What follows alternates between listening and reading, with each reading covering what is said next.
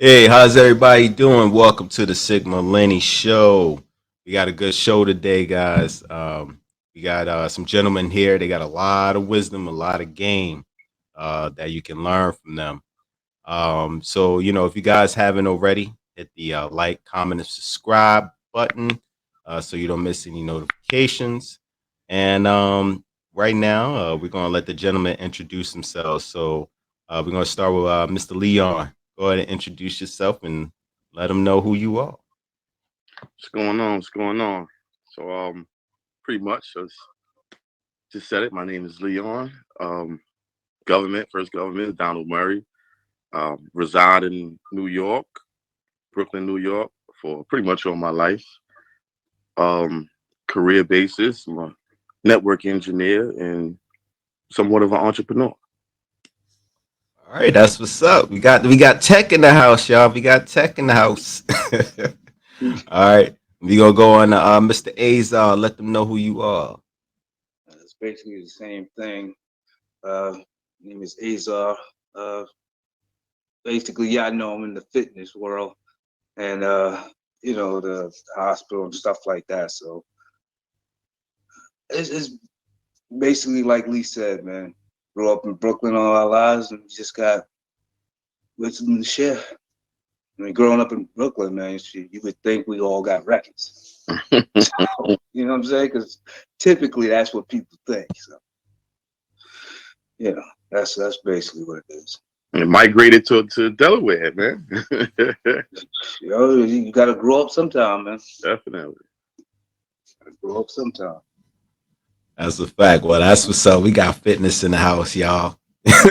That's definitely very important and gracious to helping out, our brothers out here. You know what I'm saying? Always make sure you fit. You always gotta make sure your mind is there.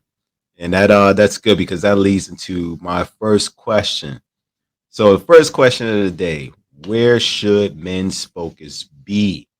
Because a lot of people don't understand that if you don't have a good focus and a good direction on what you need to be focusing on, you will be, basically things become convoluted. Everything is just complex. You don't know really which direction you should be really going in life.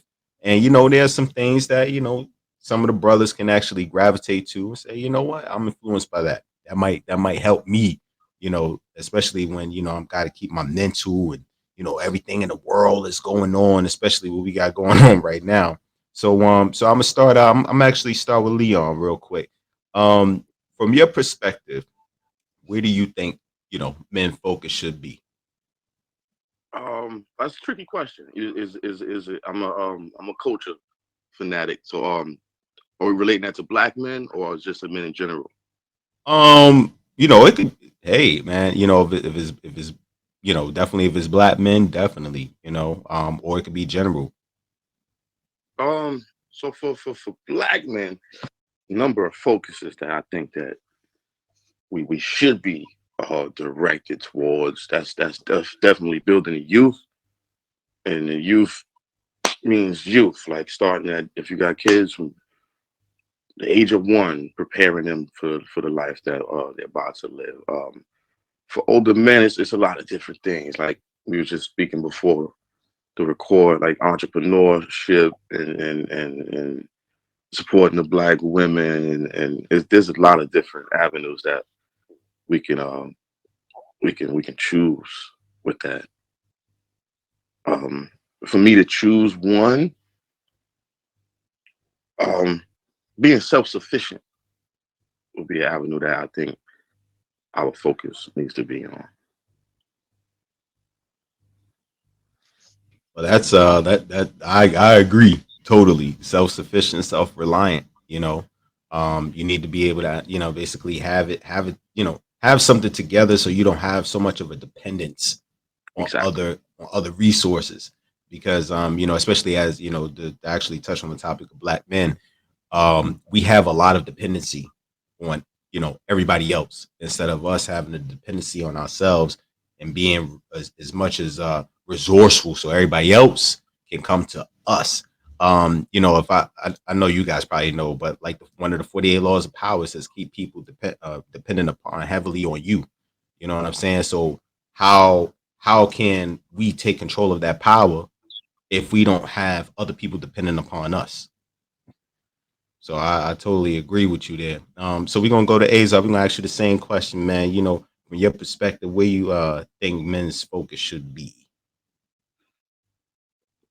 Well, it with me it depends on the situation. Um, self-sufficient is definitely one of them, but I think depending on the situations, like with certain young black men, I think it's upon grown black men like ourselves to guide them, because that's one of the main issues, that a lot of these young men don't have guidance from our generation to show them where to go. So they go into gangs and things like that, and things is just AWOL. So I think as black men, with the knowledge that we have now, we need to be more involved in guiding our generation, our future. Because if we can't guide them, then it's just gonna spiral worse than what it is now, with black on black crime, and things of that nature. Because there's too many of us in prison already. So I think it starts with us building our homes and building the future of our generation. And case in point, in being self-sufficient as one of them, but also, helping our generation of kids, because a lot of them are lost. A lot of these kids are lost, man. So, I mean, you walk in the street now and they just talking about nothing. Talking about colors and territory and all of that. And that's what a lot of government and white people, they programmed us to be that way, and it's been like that ever since. I definitely agree with you there. a lot of this is systematic, you know. All of it. All of it. Yeah, all of it. I want to chime in on that. Yeah, definitely. Where they lost. I think a lot of young people are they're looking at us as elders, which we are. Yeah. And I remember Moray and Man Harold, when we was younger, we used to look at people, and being successful wasn't really technically having a job or family, because we despised it. It was like, I do not want to be one of those older guys with the newspaper under my arm and carrying a cup of coffee every day going to that train station saying that I'm successful. You're not successful. You got a job. What you're supposed to do, to get finance to support yours. But I think the youth looked at, like, we kind of just fell into that realm. Again, we're not self-sufficient. With COVID, I think a lot of it dawned on a lot of individuals where double masters or whatever it is, and technically they couldn't, if they didn't want to take the shot per se, you're gonna lose your job with a double masters. You could be a principal of a school. You could be a professor. If you don't want to take the shot, guess what? Your superior telling you to leave now. Look at all the med field. How many nurses and doctors was like, you know what, bye. Mm-hmm. Because they were dependent on the system. Yeah. If you're able to have your own private practice, guess what? You're not dependent on the system. You can do whatever you want. You create your own destiny. But you gotta have something for the youth to look at you as a role model to actually follow you. Yeah. I agree, man. I agree. I totally agree with that. It was like I wanted to chime in on that too, man. There was a quote. They interviewed 50 Cent, right? And he said that the kid was worried about how many bodies he had. And he was just looking like, what? You know what I'm saying? Like, he was, the way he was asking him a question, and he was basically saying, like, a lot of these kids is, You know, they're more focused on that when they should be focused more so on like what you're saying, Leon. You know, focus on basically having something. You know, not being, you know, not being that guy that, you know, always gotta, you know, have the newspaper and the cup of coffee and, you know, basically the rat race. You know, we should Right. be focusing on trying to get ourselves out of the rat race and into something that's, you know, more resourceful for our legacies. So, you know, that's what I think we should be, you know, focusing on in the direction that we should be leading into. A lot of it, I think a lot of it, as far as like you said, the rat race is programmed to be comfortable instead of trying to strive for the next level. So people are comfortable with what they have, That's and true. they're going to continue to repetitionally do it. Complacent, they get complacent. Yeah, yeah. But that's again, that's society. Like once you get that job, that's like I tell people all day is if you pay attention to certain things that we receive, like back in the days, you know, the jobs wasn't really high profile like today, right? Let's just say you were a construction worker back then. They used to pay you every day, cash. You report to work, at the end of the day, they give you whatever it is, $50 a day in cash. That has now went to, first of all, it's not even cash anymore. They changed that concept. And that went from every day getting paid, day workers, to weekly getting paid. Why? Because they keep you. If you spend that money on a Saturday and you got paid Friday, guess what? You have no choice but to wait to that next check. That went from 1 week to the second week. Now it's bi-weekly that you're getting paid. Sometimes I've gotten paid bi-monthly. It's a welfare check. It's a welfare check. Twice a month I'm getting paid. So it's like I don't want to go too far with the whole systematic thing, but it's a form of control. It's a form of control. It is. And I had. everything based on those Mhm. principles. Everything is based on those principles. It's Even the food that we eat, like this shit can spin off to a lot of different things. It's like everything's based on that. Sugar is so bad, but put it in everything. Like once you put a sugar in a baby's mouth, that's it. Yeah. It's done. It's like drugs. It's like drugs. They want that next fix. So they're steady trying to get that. Oh, what's that? It's a cookie. All right, now it turns into a treat. And we even use it against our kids. All right, Yeah. well, if you pass a test, then I'll take you to Sugarland or whatever it is. Now, we don't need that at all. At all. Like I might be going too far, but one of my homies, she's this white girl, whatever. And when we first met each other, she didn't really interact with no black people. Tell you how the media is. She used to just watch TV and see like all the negativity in black people. I stopped watching TV behind this girl because that's all she knew. Now we're so tight. It's like, yo, I didn't know you can't be. You didn't. I know you didn't grow up in that area. I'm like, yes, I did. Yes, I did. She didn't know anything else but that. That's why they get nervous or whatever. I'm not making excuses for them at all, but that's like they promote negativity. So the kids are seeing that as well. Yeah. It's like you said though, we need strong leaders, man. We need strong leaders. I agree. I agree with you totally, man. I think, you know, the narrative needs to change. Just like, you know, when we were basically talking about Atlanta, you know, off camera, and we were talking about, you know, basically like, you know, down there you got a lot of affluent black people, you know, down there, and I love the whole dynamic of it because it changes the narrative.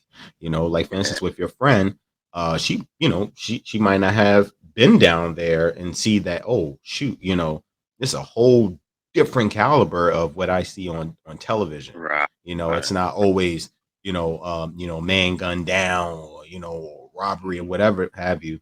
It's not always that. It's a different narrative. Like, hey, you know, we are affluent too. You know, we got things, we got jobs just like everybody else. We got businesses and, you know, entrepreneurs. You know, we bring money into the community. You know, being prosperous and helping building each other up, getting educational programs. You know, so we can all can, you know, have the basically the propensity to move up and transcend to a different level. So, I think it's good, that we have that, and we definitely need to change the narrative. Azar, it was something you were actually gonna say when Leon was talking. Huh? you, you like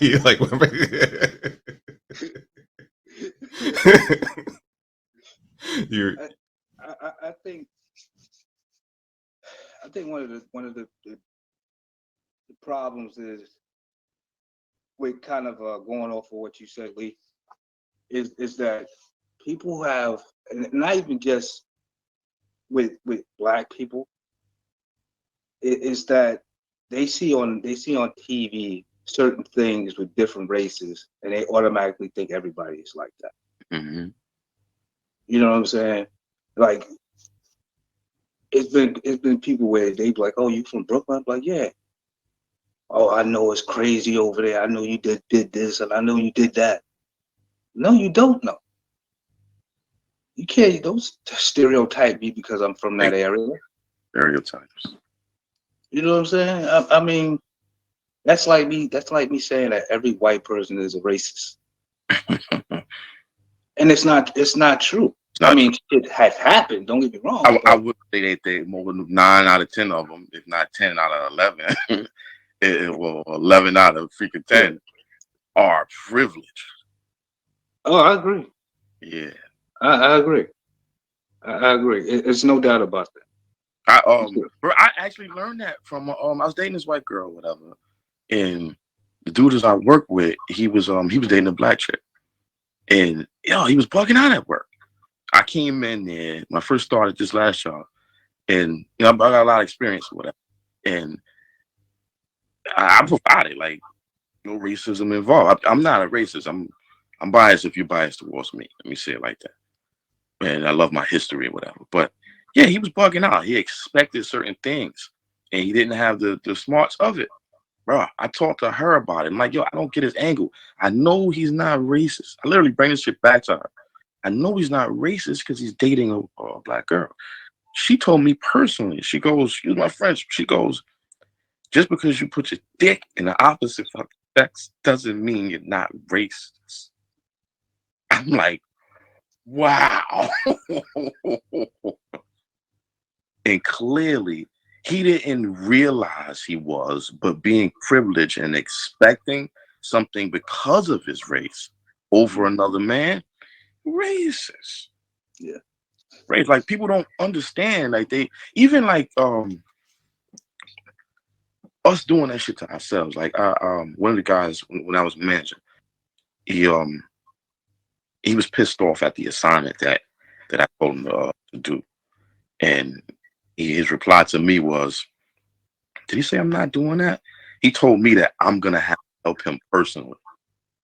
So I looked like I said, come here, let me talk to you for a second. We went to our conference room and I asked him, I go, listen, did you tell my superior what you just told me when he told you to do an assignment? He goes, no. I said, why not? Come on, I just wouldn't do that. I said, he's white and I'm black. I just wanted to know, why didn't you and why wouldn't you? Right. He was like, yo, I never thought about it like that. I'm like, it's really disrespectful. And you did it to me, not him. You're telling me that you're going to tell me to go fuck myself, but you will not tell him to go fuck. And he's way harder on you than I am. Right. For no reason at all. But you won't tell this man the same thing that you're telling me. Like, we do it to ourselves. For us to evolve, we got to get out of that whole crab in the barrel. Like I said, this topic, I could go a mile a minute on different subjects. No, that's that's a valid point. It's funny, man. We were me and my a couple of my other friends, man. They we were talking, and we was like, notice how when it comes to us, the dynamics is kind of changed, right? So it's like, we are not as conscious on how we deal with each other. You know what I'm saying? Like we're quick to judge each other. We're quick to, put down one another, but Criticize. when we put ourselves in a group of others, other ethnic backgrounds, we're a little bit more conscious on how we approach them. You know what I'm saying? Especially when it comes to the workplace. I've seen it. I've seen it many, many times over, and I'm like, wow, Yeah. you can really talk to your coworker like that. You know, Right. I done seen a supervisor coming down, a black supervisor coming down on a whole nother black, employee, and I was like, wow, why are you talking to him like that? You know, Mm-hmm. he's like, oh, you should have put the shit in here, and I'm like, whoa, what's going on here? You know what I'm saying? But when he's around others of other ethnic groups, I kid to you not, this dude is completely a different person. Mhm. And I'm like, wow. So you can't show that same respect for your fellow brother, you know, but It for should be at a others, higher grade for your brother versus someone else. exactly. Yeah, It's messed up, and I really feel the dynamics when it comes to that need to change. definitely. Yeah, it's a sad situation, man, when stuff like that happens, man. It is. It's It is because, very like you sad. said, Leon, as well. Um, we have to get out of the crabs in the barrel mentality.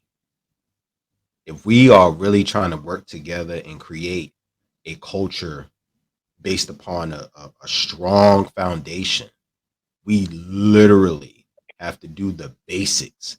The basics is having respect for the females as well, fellow respect for your sister, and for the brothers, fellow respect for your brother. It's That's just in the Bible. common courtesy. Huh? Yeah. Love thy neighbor. That's in the Bible. Wow. There you have it. We have to have the essentials, the basics. I'm gonna tell you right now, man. When it comes to other ethnic groups, and I see it all the time, right? Let's say it was a team of 5, and let's just say it was you and one other brother, or you and one other sister, Mhm. and it's 3 of them, but 3 of them of the same group. When it comes to them getting ahead, they know subconsciously, oh, let me go ahead and big up the people that look like me Oh yeah. to get to the next level. So when it It comes to could be the information, enemies. Yeah. yeah, Mhm. Yeah. even when it come to information, I've seen it. They'll help build them up, you know. And it's like, and don't get me wrong, for the audience, I want to say this to y'all. I am not saying I'm against that. What I'm saying No, is it's a we need to positive. be for that and learning from that. Exactly. You know what I'm saying? I am not against it. Hey, See, you again, want that goes back to, not to cut you off, the no, go mistakes ahead. that we made in the past. We got to be willing to learn from it, and that comes from other cultures that are progressing. And that's a great point. That's a great point. That's a positive. It's beautiful how they uplift one another. Yep. It's patriotic. When Definitely. when you from a country and you stand for that country and you pledge, you know what? Let me go all in, man. I'm gonna go all in. All right. When you in our communities, we have, in the communities that are impoverished, right? We, like you said earlier, Azar, gang violence, right? When it comes to gang violence with us, we are we tend to be more loyal. We tend to stick to a code of ethics. We tend to stick to a code of morality, right? And we pledge to whatever flag color. But when it comes to it being outside of the scope of that, and it's just your brother, why isn't it why or sister? Why isn't it the same?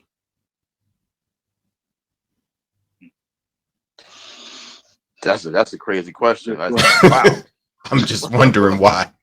Wow. That's a crazy question. I wish I could answer that. Yeah, that's a I real never good even question. put that together the way you just did. That's wow. Yeah. And that's totally true. And that's every group. It's not gangs. It's every deity. That group of individuals come first. Mm. But just your race, quote unquote, is secondary, if any. Wow. That's showing that we're able to do it. We're just not. Right. So that means exactly. That means that the whole notion that, oh well, it can't happen is a lie, because It's a it's lot. happening. It's just happening under a different dynamic, and we just need to be able to push it in the right direction where it should be giving credence and energy, right? So it's like, why can't we move in that direction, or at least get at least more than 75%? I'll take that. That's deep. That's deep. You're gonna get a. I can't answer that question, but so a lot of people like to blame. And I don't even want to say what I'm about to say. Like like the when we go Go back ahead. to Go culture ahead. is Go in. post-slavery aspect of it, but what you just said actually removed that context, and we're talking about currently. Why aren't we doing it? That's deep.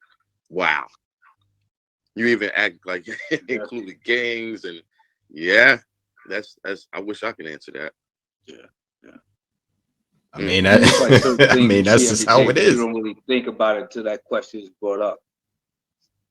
Like you don't really think about it, and those are the things we grew up with every day.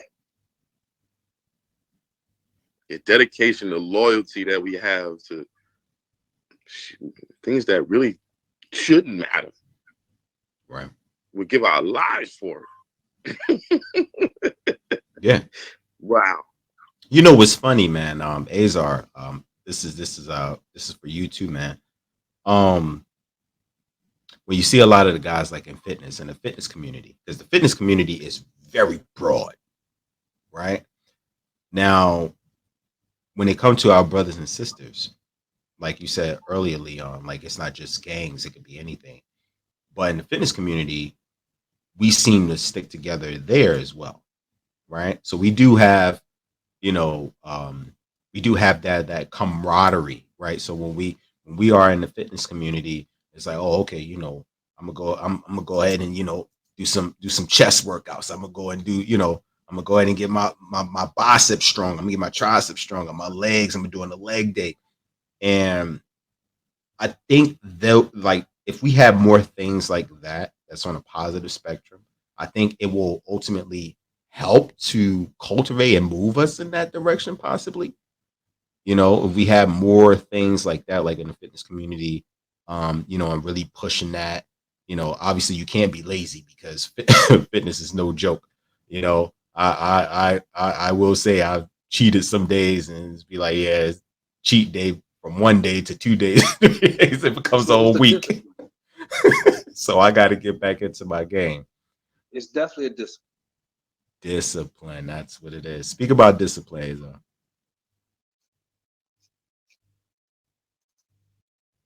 I didn't hear what you said. Oh yeah. Speak about discipline. What kind? Talk about discipline from your perspective and what you should have. I mean, it's first of all, you have to want something to have the discipline. Like with me, and coming up into the fitness thing and leaking the test. So I've always been in love with fitness. So if you don't love what you do, then your mindset is not going to be there. And you have to have people that's going to support you in getting what you want. Because I've heard many stories of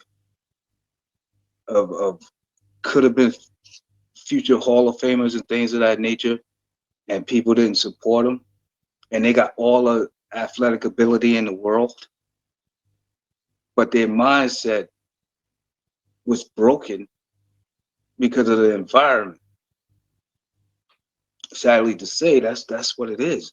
Like, growing up in the projects, you have to have a strong mentality because it's so easy to go into the wrong area. It's so easy to sell drugs, get arrested, and then go into those repetition. That's the way when you go to jail, now you can't even get a good job because the system is built on you coming back. So with a certain amount of people, you have to have a very, very strong mentality, and you have that. That's once again, it goes into us giving these kids something to look at, something to want to strive for. Because if these kids ain't got nothing to strive for, and all they seeing is dudes out here with hands off their ass, then that's where their mindset is going to be at. That's where their focus is going to be at.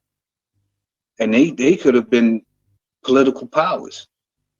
You know what I'm saying? And things like that. So it's, in particular with me,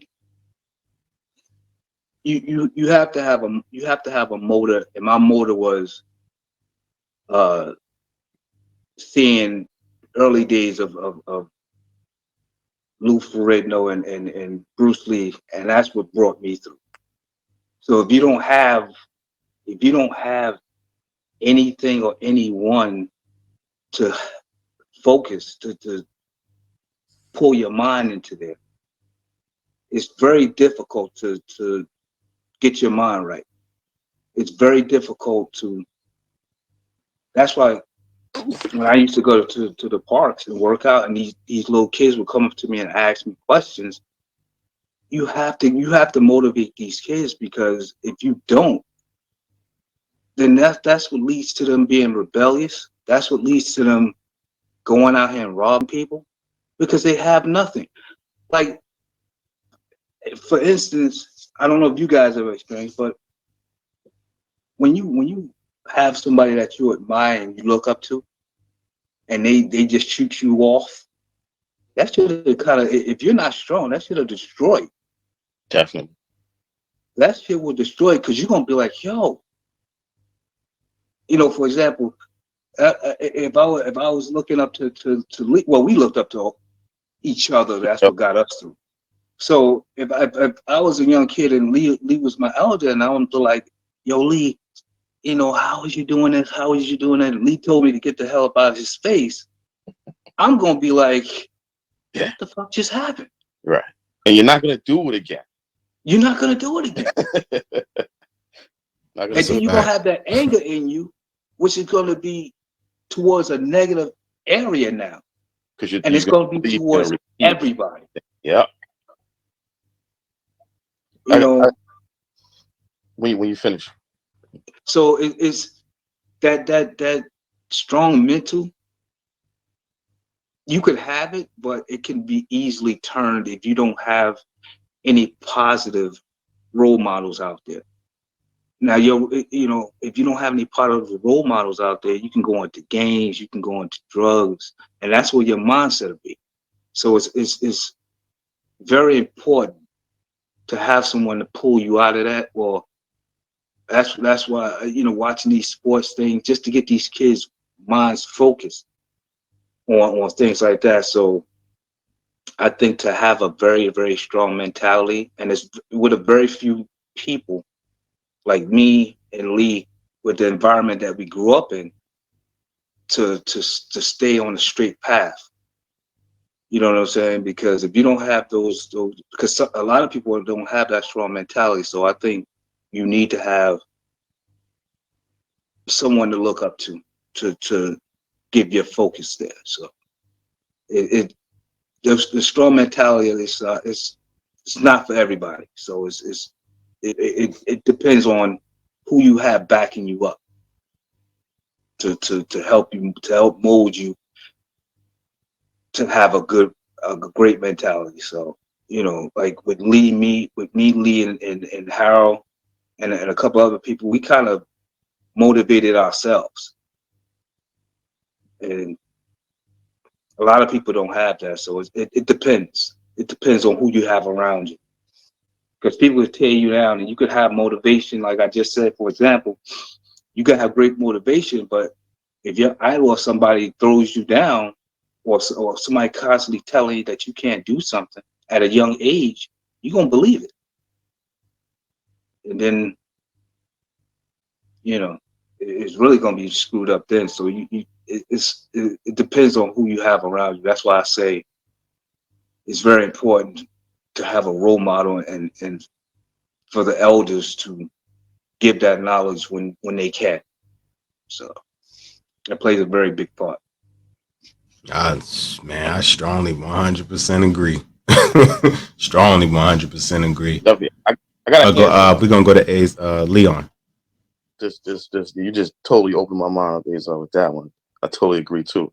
I think the answer to the question you presented, Liddell, is being accepted and feeling welcome. And those groups, those genre individuals, they accept you, whatever it is that you're doing. And we've done a few things in our lives. Whatever it is that you're doing, like-minded individuals, they're accepting you. They're welcoming you. You can be a hermit and you join a group. It's like a sorority or a fraternity. Once you join it, they're going to welcome you. They're going to show you all the parties, whatever it is. And before that day came when you pledged, you were nobody. Yeah. And instantly you turn into somebody because you're accepted. I think if we can get over that hump of being accepted, or we start welcoming people into our circles, quote unquote, things have changed. Like the health fitness genre individuals, that's not even race driven. Like once you come in there and you can actually show somebody, hey, I think if you did it in this way or whatever, then you might get these results. You hear The that only all thing in the time. the fitness genre is a lot of ego. Yeah, It's a but lot it's of still ego in the you fitness. can literally sit down and you can ask somebody a question, and they might give you too many answers. Yeah. And like, I mean, on that note, like I smoke cigars, and that's another thing that's not really driven by anything. But if you do ask, it's a different world. It's a different world. If you ask somebody a question and they can help you, 9 times out of 10, if you sit down and you share that same experience, you're a like-minded person with that, like cigars or whatever it is, they're gonna it might not go the extra mile, but they're definitely gonna lead you on the right track. Right. I have a friend in Atlanta well, Georgia, excuse me. He's in Georgia. Who is part of the cigar community, and he talks about it, and he's like, yeah, like it's a whole culture, Yeah, in the cigar community that some people are not even familiar with, and they're very, very pleasant people, you know. cigar, just like when you go to a cigar lounge, you got it can be comparison to a golf course. You got deals being made just because of who you know. I know, I kid you not, I know lawyers that I can call with the drop of a dime. I know lieutenant detective that I could call right now if I got an issue with the people that you meet there. And he'd come in the door and speak to me first. I don't even have to speak to him. Mm. It's because we share the same culture with the cigar. Like it's if we can start breaking off into things like that. Like I'm already gearing my daughter up to join a sorority because it's a different type of individual. Like their goal is your goal. Mm. You want to make your goal their goal, and they're gonna push you along, and not push you along, but they're gonna give you that encouragement to get to where you're going. Mm. I think we just need more platforms like that. As for the question of the day is what should Yeah. be focused on. It's definitely focused on the youth, but us as adults and quote unquote role models, We got to start pulling these people into these genres of positiveness. You know something? It is crazy that you say that, because if you really look at the media, it's based on negativity. That's why I don't watch the news. Yeah, it's based on negativity. Like, you'll see one or two positive things here and there, but half the things that's positive out here, you'll never hear about. It's everything. Like I just today, I looked at News 12 on social media phone, and it's like 6 or 7 things that is completely negative, bro. Negative. I'm talking about negative. The older lady that she's like 80 years old, and I think she did kill 3 people. And once you hear this every day, day in and day out, negative energy is transferable. I say it all the time. It is. Like if you wake up with that concept, you're gonna go to work with it, and you're gonna come back home with your kids. They say, "Oh, don't bring things." It's impossible not to. Yeah. But if you don't allow that energy into your circle, then it can't be penetrated. Negativity is like a leech; it just stays on. Yeah, yeah, yeah. And you don't understand it until you remove it. Yeah. Yeah.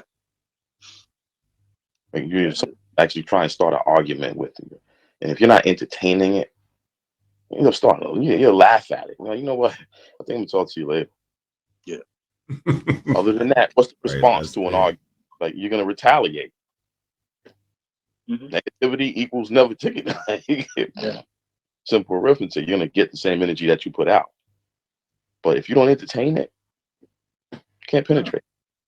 Move on. It takes two. It takes two to argue. Exactly. So, you know, it takes a wise man just to be quiet and let the other person expose themselves. That is powerful. What they say, you give them enough rope, they hang themselves. It's true. You know, It's true. I want to chime on what you said earlier too, Leon.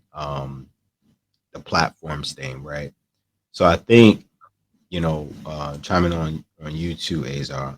Um, in the projects, when we're growing up, I think for every parent who's living in those conditions with their children, uh, should immediately get their children into good platforms that are available, so they can at least push them in the um you know the light, you know what I'm saying, like into a positive light, right? Getting them into, like, like a fitness groups or a sports group, or um I think there's YMCA, like, getting them into these different types of groups quickly. That's that. I'm gonna you off. That's hard. I know, You can I you know can do it. that, but they're around so many individuals. Is the peer pressure, and it's easier to remove yourself from that environment. But 9 out of 10 people, they can only, they're there for a reason.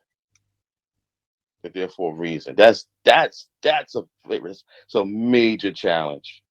It's a major challenge. We all grew up in, that's a major challenge. Like, they used to know for a fact, like, shit, my mom's died when I was 9 years old. You want to hear something deep? My mom died when I was 9 years old. I never met my biological father. I'm actually looking for his biological name on ancestry.com as we speak. Oh, wow. I had a stepfather that was in and out, you know, to put it on the table. If I didn't have Azar and Haru, I was going straight down a road at 95 in the 30 fast. Whoa.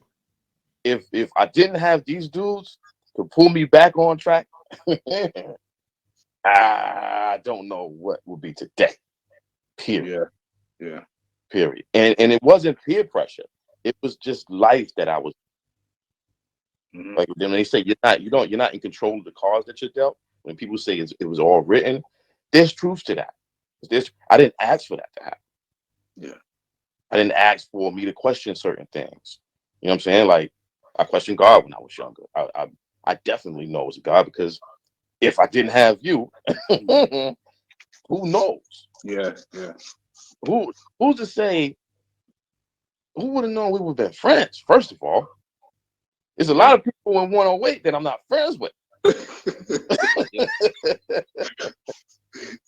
I mean, let's call spade a spade. Like, you know what I'm saying? Like, trust me. Like, in that environment, and people are faced with different challenges of life, it's hard. It's hard. Even if you do have a parent on a positive note and they're trying to guide you, their walk of life was so much of a struggle to get you somewhere on plain level. It's like, all right, well, I've done my job. I don't even know where to lead them after this point, because I don't know. I never experienced that part of my life. You know what I'm saying? Like, those things in my life, as for college or challenges that you're having at work, and everything changes. Everything changes every generation. Yeah. It's a full circle, but everything is still changes. Like, it's real challenging. We just gotta, personally, I'm not afraid to fail. There's a lot of life lessons in failure. When you make a mistake, and I'm using failure loosely. When you make a mistake, when you fall down the steps because you wasn't paying attention, guess what? Tomorrow, you're gonna watch every step that your foot is placed on. Yeah. Why? Because of the pain in it that you experience. Keyword, you experience. It's so much knowledge in mistakes. And I'm not scared to make a mistake, personally. If a lot of people would feel that way, I think it'd be a little easier. I think it'd be a little easier. Mm-hmm. But yeah, that's it. A lot of people can't take that pain. But that's the thing. So speak about that a little bit more, Azar, with people and, you know, taking the pain. Well, it's like for instance, is going into what Lee said. If you don't have people to go through that fire with you, ain't no telling where you would have went. Because in my case, when I was coming up, and before I started with the fitness thing, I used to get bullied. And then when you start going into the fitness world, and you start doing martial arts, and you start learning how to defend yourself, then you go through a period where you have this anger thing. You know what I'm saying? You have this anger thing, like, I'm gonna kick everybody's ass I see because of the stuff that you done went through. So going to, like I said, once again, what Lee said, if you don't have dudes or peers or family to subside that pain, there's no telling what you would have been out there to do, man. It's been times, man, where I think Lee and Harold, they knew. I ain't even had to tell them. They knew, and they just knocked on my door. Yo, let's go somewhere. And it was like, I was like, shit, you know, because it's been times where I was just in the house and I just be like, you know, I'm gonna pick a fight with somebody because of what I went through, and at that time, I didn't know how to control that pain. I didn't know how to control that anger. So if you don't have people around you to help you control it, then you will go AWOL. You do some stuff, and then what'll happen then the system is gonna take care of you. Then you're gonna be in jail for years, and then you're gonna start thinking, "Oh, I could have did that different." System gonna welcome you with open arms. You know, Is it true? they gonna welcome you open arms and be like, "Okay, well, you don't want to listen? They I'll will take care stop it in the system. of it." Yeah. Yeah, so that pain thing, it goes into to having that support and having family that supports you. If you don't have that, you better go out there and find after school something, because you can explode at any moment, man. And then when you do that, next thing that's gonna be coming out of people's mouths is, "Oh shit, I ain't know A got locked up. I ain't know Lee got locked up." You know, it's you don't want that. So it's very important to have that family member or brother on your side to help you get through a lot of things. You know, if you don't have that, it's very difficult to do it on your own. On your own, you can do it, but it's very fucking difficult. Very difficult. So it's very important to have that person on your side to help you guide through it, because that pain is real. So Azar, you said you're part of martial arts as well, right? Correct. Yeah, All right. So in in martial arts, I know that they have like some sessions where you know basically like they help you with the mental capacity, right? yeah. And discipline and like you said, hey, like it'll be one day I just go randomly pick a fight. How, or from your perspective in martial arts, how how what do they teach that of, where they kind of like kind of help you with that. Well, first of all, they kind of break you down. They break you down. They see where you at. They see where your mental is at, and then they put you on somebody on a higher level, and they break you down. And it's like, it's funny because I'm not talking about breaking you down in a bad way, but they break you down as to where, all right, now you calm, you realize what I'm trying to show you, and then they explain to you, just like if you was a child, you get spanked, and then your parent explains to you what it was. And then there's different philosophies like yoga and things like that to get you to meditate, to get all of that stuff out of you, to get you focused.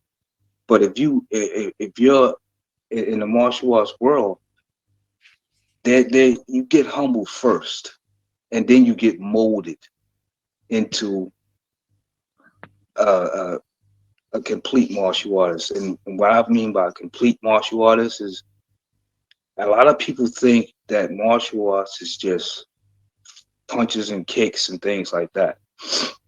That's only 20% of it. 80% of it is your mental. Is to not go out here looking for fights. It's to know how to avoid fights. Because if you can't avoid a fight, fuck what you know, because people gonna come out here and then you're gonna get shot, and then all that shit is down to two. So with martial arts, it's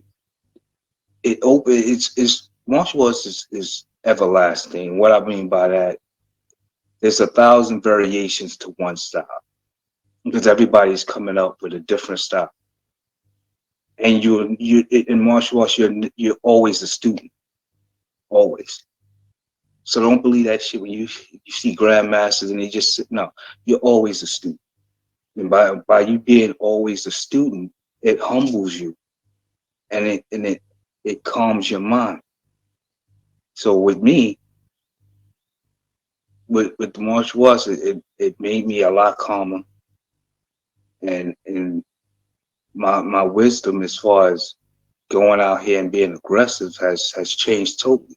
So I think the martial arts is one of the best things to help your mental, to help ground you. One of the things, because a lot of people are not made for martial arts. So, but that's, to me, that's one of the best things to do to help your mental, I because you always got grandmasters out there that's willing to give you information, that's been through what you've been through.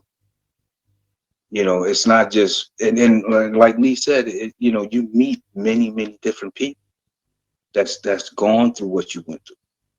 that can talk about what you know, what they've gone through, and that helps to relieve that pressure that be on, because you be around people that been through the ringer, or been through more shit than you.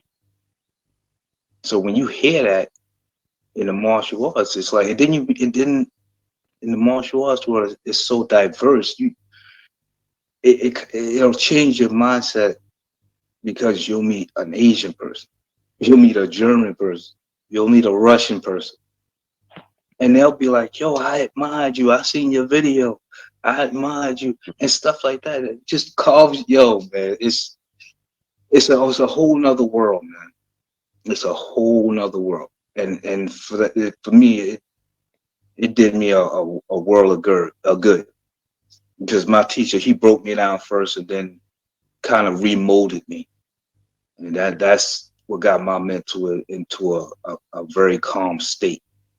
And sometimes that's I mean, that, to be honest, that's happened throughout the world. You've always had an elder. If you got out of line, you got chopped up. You know, whether it was your mother, your father, or some guy around the neighborhood, that when your mother wasn't there, he grabbed you up, and be like, "Yo, what the fuck are you doing?" You know. So you need that every now and again. But once again, it goes into having role models, and from more role models, it goes into your mental, and from your mental, it goes into other things. So you just have to find your genre of getting things done. You know. So It's funny, man. You make me want to sign up today. To be honest, I'm getting ready to go and Google me like closest martial arts. and that's another thing. You have to. Gyms. Whenever I advise people to do martial arts, this is the thing. You you have to find what's best for you, and when I say that is, you may not be a kicker, you may not be a puncher. You have to find, like in martial arts, they say you need to find your root. So my root was it was this martial arts called Aikido, which is the style of cigar studies. You have to find your root, and then you build from there. Like you may a boxer, you may like to use your hands, and then you go into boxing, and then you might see something else, and then you just build off of it. People always think, "Oh, I'm gonna get into martial arts, I'm gonna automatically go into karate." It may not be for you. You have to do your studies and be like, "Oh well, I have a lot of energy, so maybe I'm gonna go into to jujitsu. Maybe I'm gonna go into Muay Thai. I like to use my elbow." You gotta find what's best for you, and then go from there. You have to do your studies before you go into a martial art, because there's many people that joined karate and they hated it.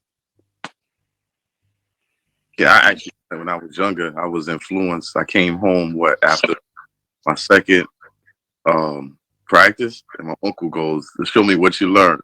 So I show him the blocks, and he was like, "Yeah, you're gonna say somebody gonna shoot you." Oh man.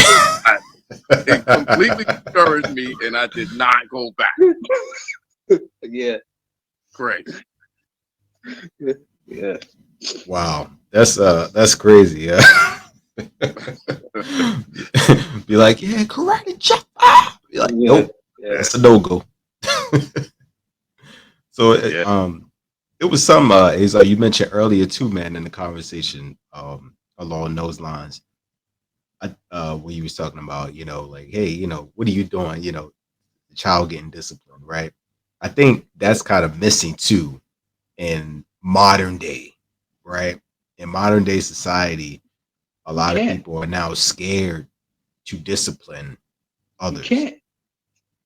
Hmm. You can't discipline your child nowadays. That's the way the system is made. As soon as you touch your kid, that phone call is made, and the cops are coming to get you. But the system can take care of your kids for you. They can come and get your kid. They can come take care of your kid. They can discipline your kid, but you can't. Now, don't get me wrong. I ain't saying that you go out there and you get a freaking 18-inch rod and beat the shit out of your kid. No. But every now and again, these kids get out of hand. But see, once again, the system is made that way as to where it's like, you know, and these kids know it. They know if you put your hands on them, all they gotta do is make a phone call and say, "Oh, my mother or my father hit." And what's happening? Either they're gonna come and arrest you, and these kids know it. But like I said, they can discipline your kids for you, though. They could come and get your kid and tell your kid what to do, but you're not supposed to. I mean, it costs $365 a day to take care of a prisoner. Why wouldn't they want to take care of your kid? Yeah, that's systematic as well. Yeah. Systematic. It poverty inflicted areas, and again the peer pressure, and when your child comes back, and most kids are pure when they're younger, Yeah. and they're really observant, like sponges. So if they something that they want to, like myself, I seen like we built a clubhouse when I was, and my mother carried a little keychain knife. I literally asked her, could I use that and bring it to school? You know what I was thinking about, but I just asked. I didn't know if there was any harm in it.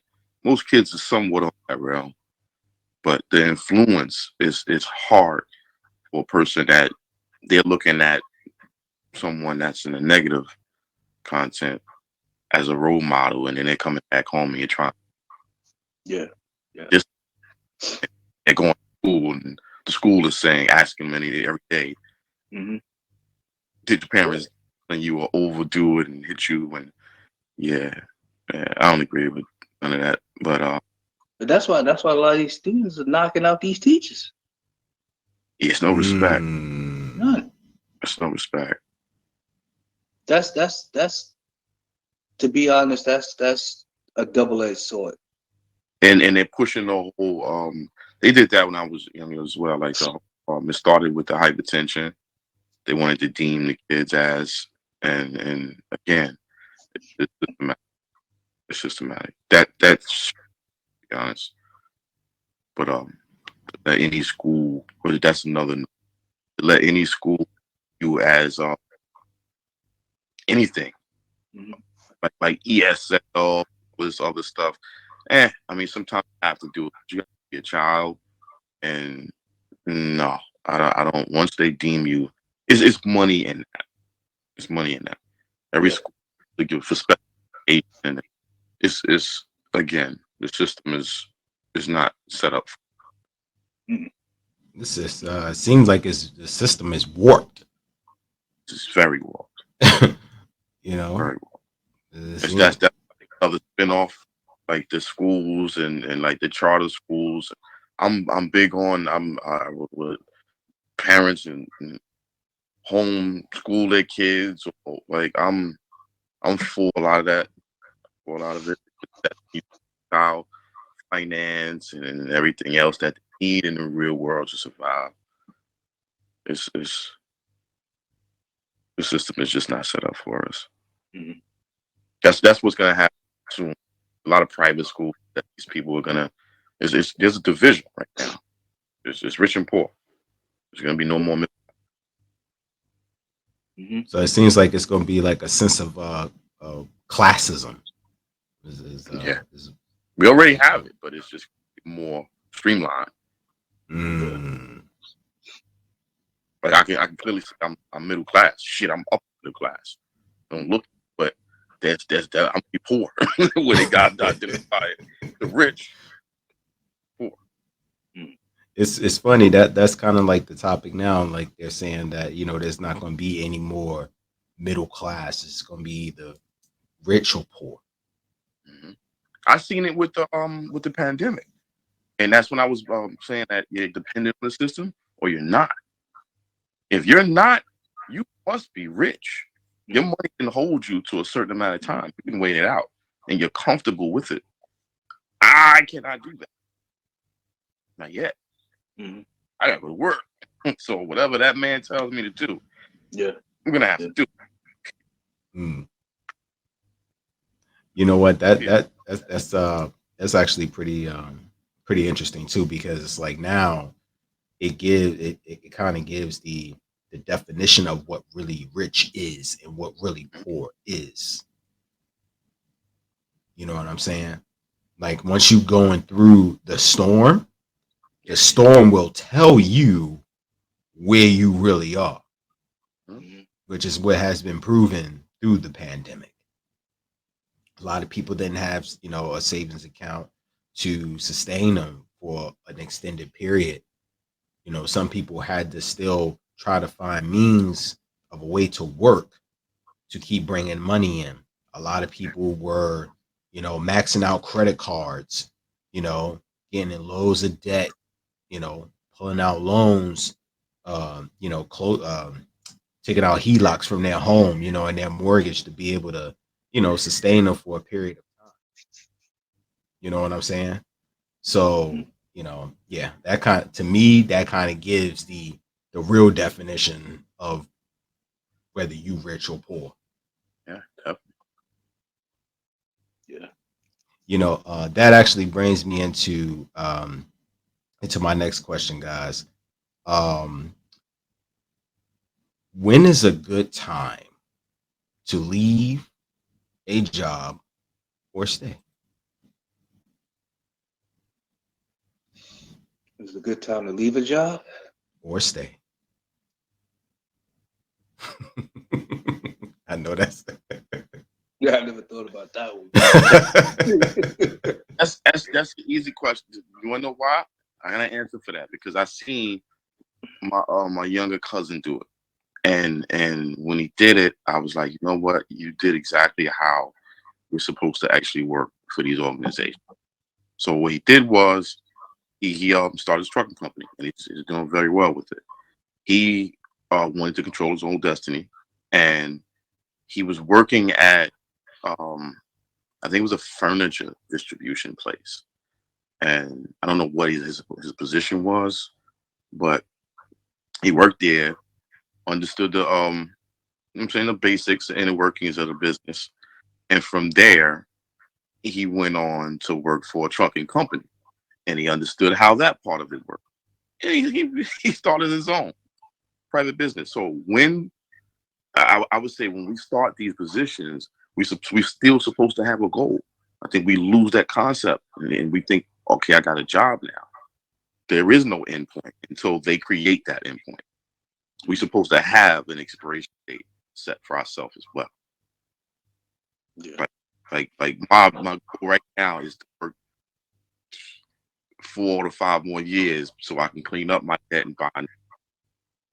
After that 4 or 5 years, like I can tell them buy without it affecting me or whatever it is. But I think we're supposed to work with an objective. Yeah. If that answers. That's pretty valid. We're gonna go to you, Azar. What you think? I think a good time to quit your job is when you are able to sustain yourself comfortably. When you don't have to worry about anything. I don't think that you should leave your job if you ain't got no backing.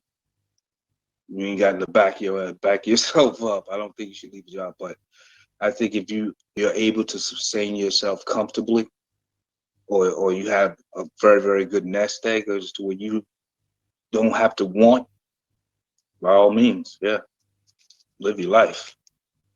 But if you don't, you got to see the thing. You got to have a game plan, and that game plan has to be in motion.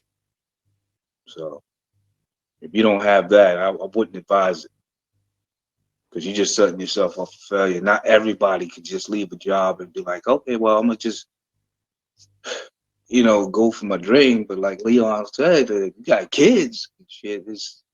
You got bills.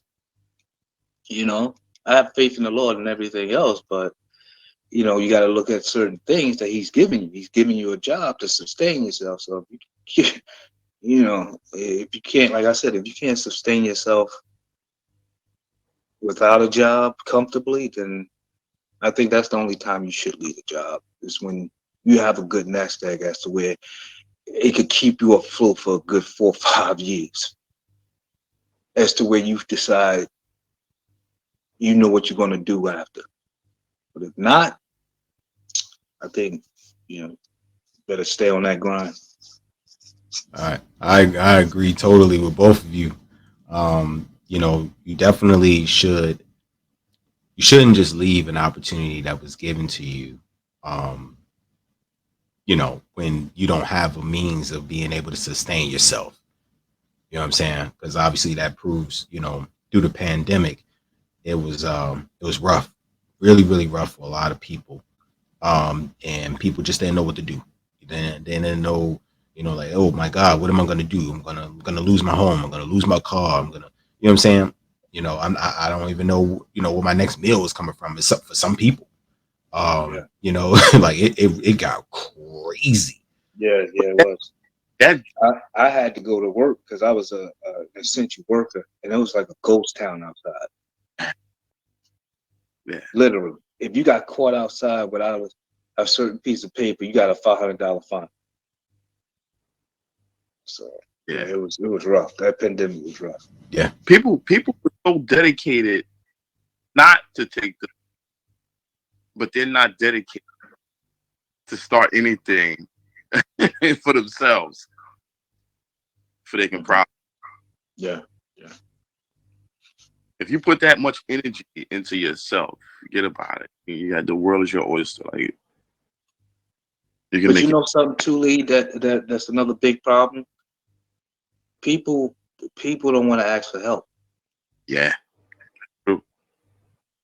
They don't want to ask for help. Somebody that's successful, their pride is too big as to where they don't want to say, "Yo, how can I get this? Can you show me how to get this?" Their pride is just too big. So Well, Yeah. To get any vulnerable. I was gonna say, man, pride is actually one of the most deadly sins. Hmm. If you use that as your guidance, it can help you, in a lot of avenues in life. and then what Pride you and hear ego. afterwards, 85% of the time, why didn't you just ask me? Right. Yep. Why didn't you just ask Yeah. That is the truth. A lot of people walk around with too much pride, me? Yeah. and they're not understanding that it's actually killing their destiny, killing their worth, and they find themselves in situations that they can't even get out of. It's like you just keep going deeper and deeper and deeper into a hole, where it's just like, oh, well, you just ask them, like, hey, how do you do this? It's a simple question. And they might have just, hey, come on with me. That's how a lot of people blew up. It's from asking other people. If you look at what was it, Taraji P. Henson's career, right? When she left Washington, D.C. and she went all the way to the West, she didn't have really too much of a direction.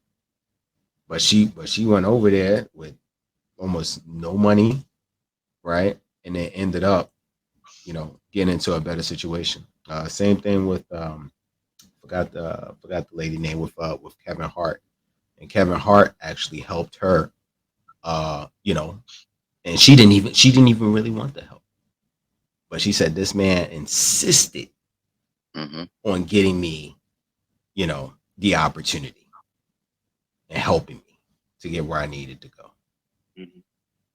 So sometimes, we can't be too prideful, especially with us as black folks.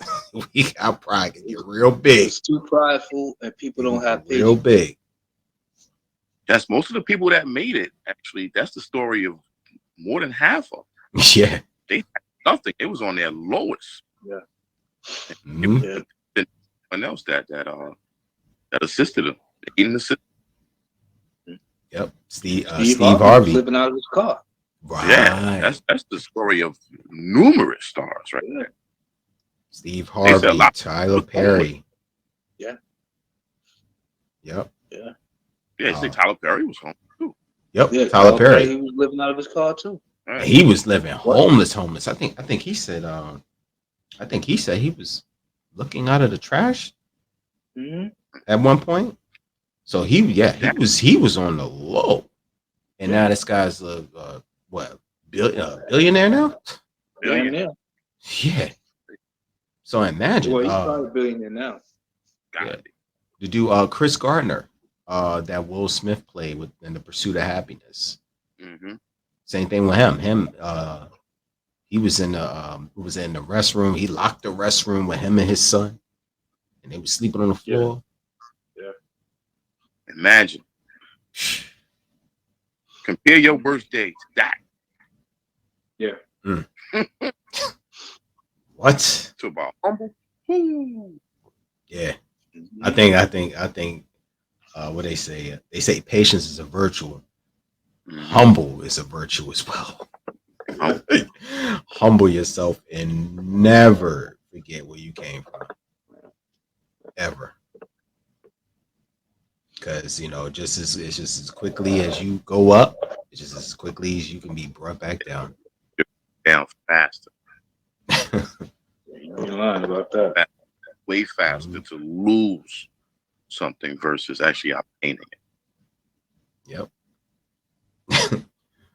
But yeah, we not gonna hold too much of you guys' time. Thank you guys. It has been uh, a phenomenal appreciation for y'all coming to the show. A lot of wisdom, a lot of jewels drop. And just to close out, I'm gonna start with Leon. What do you got to say for the audience, man? In terms of just some things that they may need to know. I mean, based on the communication today, it's just life lesson. So each one teach one. It starts with us. Period. Mm-hmm. Mm-hmm. Hey, you know something, Lee? When you just said that, the school that I go to, that's their model. Wow. That's their model. Nice. Each one teach one. I only this is the style that I studied. The founder who passed away, that was his favorite word. Each one teach one. Wow. And he was a black martial artist. His name Dr. Moses Bob. So yeah, that was cool. But I'm probably going to end up hanging out on my wall, get a little poster that says it. Each one teach one. yeah. We need one person teach another. Mm-hmm. And how about you, Azar? What do you got to say for the audience, man? Something they can leave with.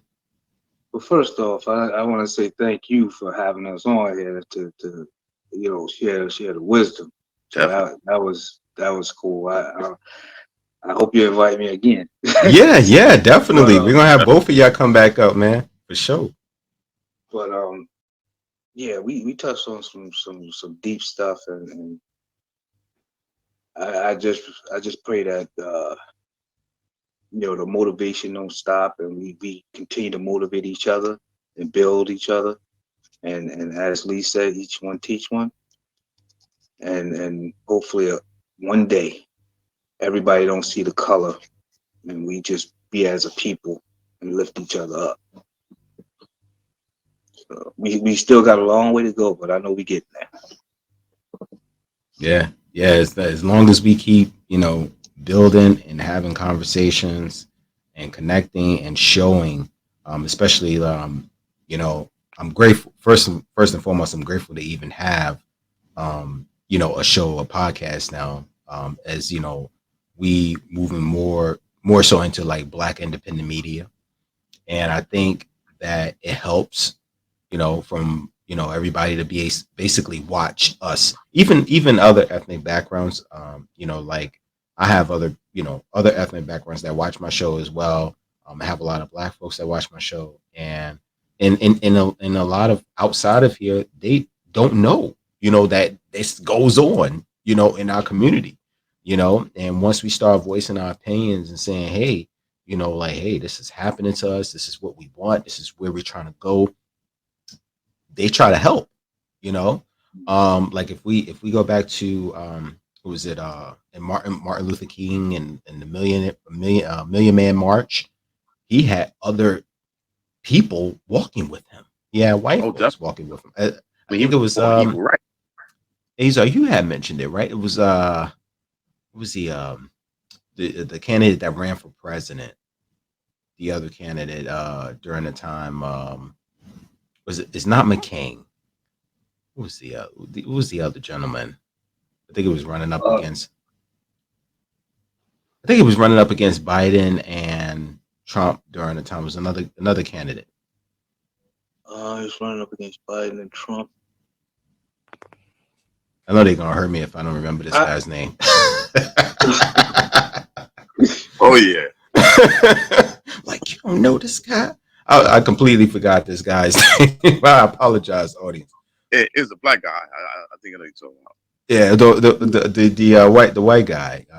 Oh, a He black guy. Okay. yeah yeah he was really good. A lot of people liked him. I know they're gonna hurt me if I don't remember this guy's name. I'm sorry, yeah. I'm gonna have to hold y'all audience until I find this out. Google. I'm gonna have to find this out because this is no joke. Because But yeah, spin off of it. We got a lot of like audio platforms. We need to promote positiveness of culture as on a video aspect also. Yeah. So people won't just see negativity that the news, quote unquote, promotes. Yeah. Yeah. That'd be man, I totally agree. Mm-hmm. See, it wasn't oh man, I can't even believe the how this is Yeah. crazy. This is He crazy, ran. folks. I can't He even ran believe. with Trump and Biden. It was another. It was another. It was another candidate. He's an No, older guy. he was running up against. No, this was actually he was running up against Barack Obama.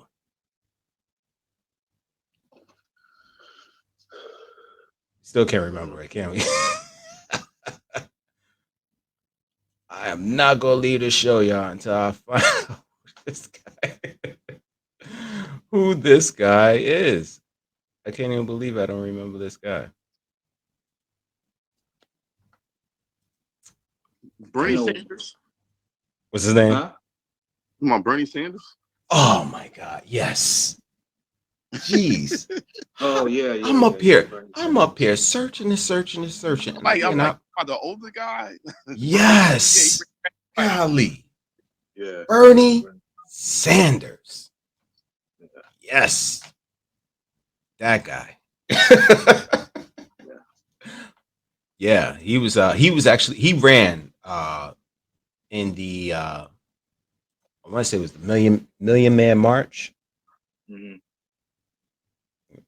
Uh, yeah, now it pops up in Google. See, Google, I'm on to y'all, man. Y'all be listening. I just typed in BE and they put in Bernie Sanders.